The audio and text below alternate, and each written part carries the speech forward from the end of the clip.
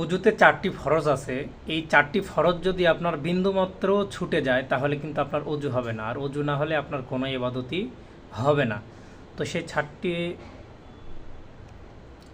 অজুতে 4টি ফরজ রয়েছে। এই 4টি ফরজের যদি কোনো বিন্দুমাত্র অংশ ছুটে যায় অর্থাৎ শুকনো থেকে যায় তাহলে কিন্তু আপনার অজু হবে না, আর এর দ্বারা আপনার কোনো ইবাদতও হবে না।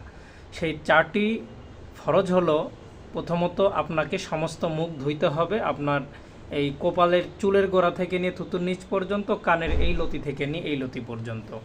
এরপরে 2 নম্বরে যেটা রয়েছে সেটা হচ্ছে 2 হাতের কনু পর্যন্ত আপনাকে ভালো করে ধুতে হবে, একদম কনু পর্যন্ত, কনু সহ ধুতে হবে। 3 নম্বর হচ্ছে মাথার 4 ভাগের 1 ভাগ আপনাকে মাসাজ করতে হবে, অর্থাৎ হাতটা ভিজিয়ে নিয়ে শুধু এভাবে মাসাজ করে দিতে হবে।